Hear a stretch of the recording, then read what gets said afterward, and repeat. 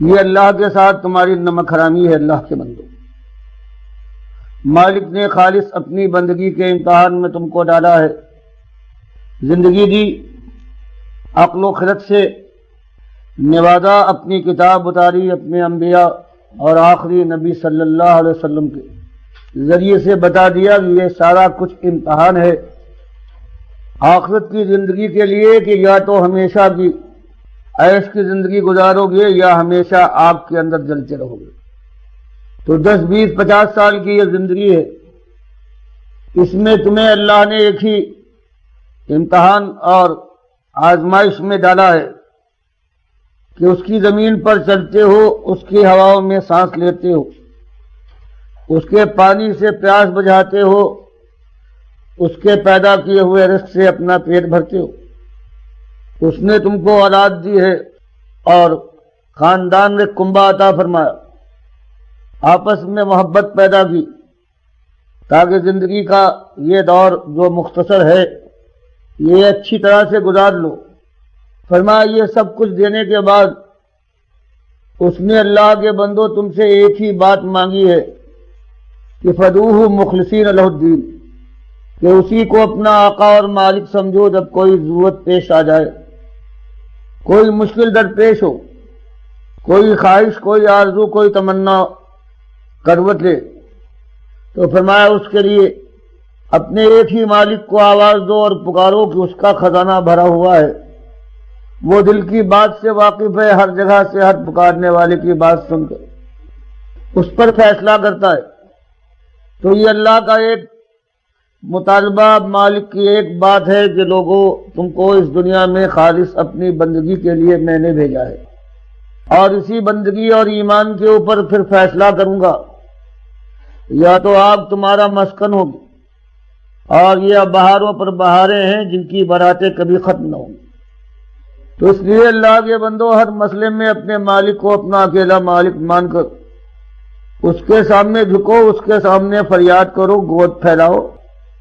دعائیں کرو، اس کی بڑائی کا اعلان کرو۔ یہ ایک مسئلہ ہے جو اللہ تعالیٰ نے پورے قرآن میں سورہ فاتحہ الحمدللہ سے لے کر الناس تک ایک ہی مسئلہ بیان فرمایا ہے۔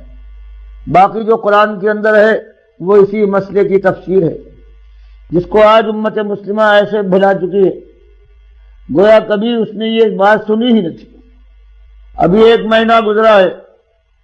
جو 12 وفات کا مہینہ کہلاتا تھا، اس مہینے کی 12 تاریخ کو جو اس امت نے کیا ہے اور برابر کرتی آئی ہے مدتوں سے، یہ اس بات کا ثبوت ہے کہ یہ امت اپنے مالک کو بھول چکی ہے، اور اس کے نبی صلی اللہ علیہ وسلم نے پوری زندگی میں جو چیز بیان کی تھی کہ دیکھنا، اللہ کے ساتھ کسی اور کو ساتھی اور شریک نہ بنانا،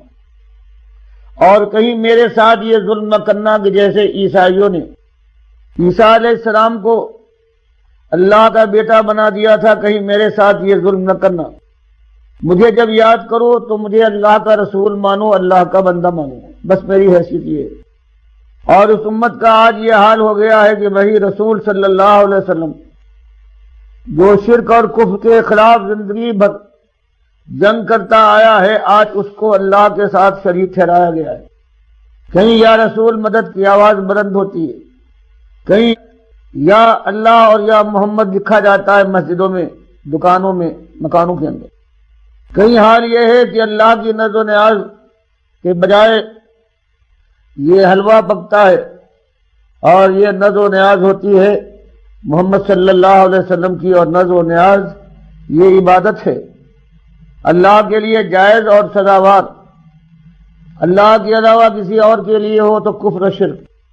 4 جگہ قرآن نے بیان کیا ہے کہ اس نذر کا کھانا جو ہے غیر اللہ کی، یہ سارے حرام اور نجس کھانوں سے زیادہ نجس اور حرام ہے، چاہے دیکھنے میں وہ ایسا نظر آئے کہ یہ روغن سے تر ہے، زبان پر رکھنے والے یہ سمجھے کہ لذت سے بھرا ہوا ہے،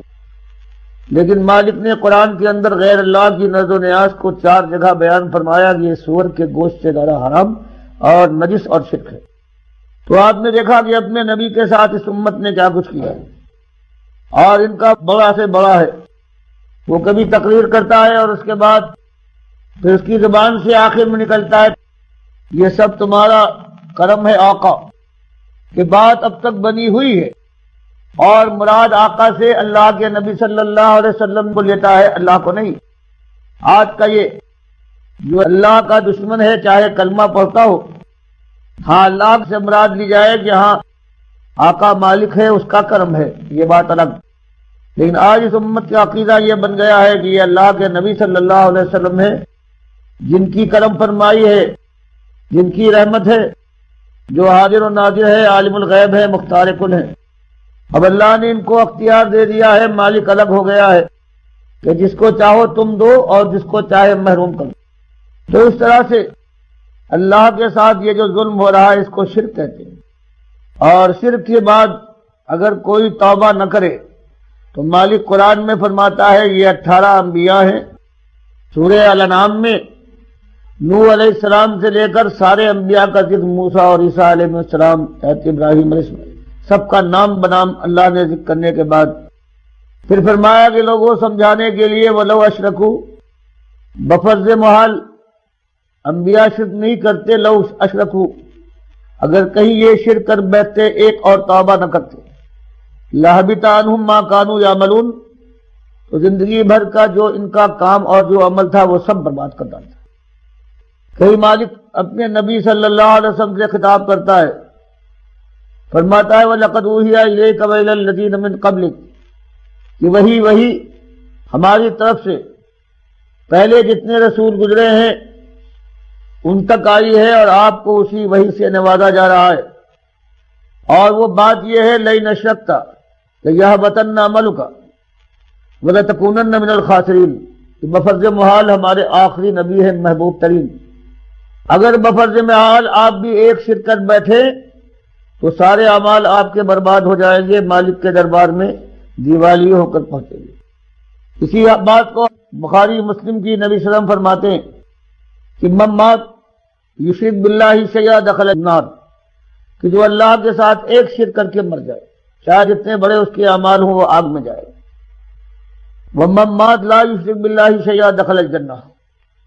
گناہ گار سے گناہ گار ہو اگر اس نے شرک کرنے کی بجائے ایمان پر اس کی موت آئی ہو، یہاں تک کہ زمین کا چپا چپا اس نے برائی سے گناہ سے بھر دیا ہو۔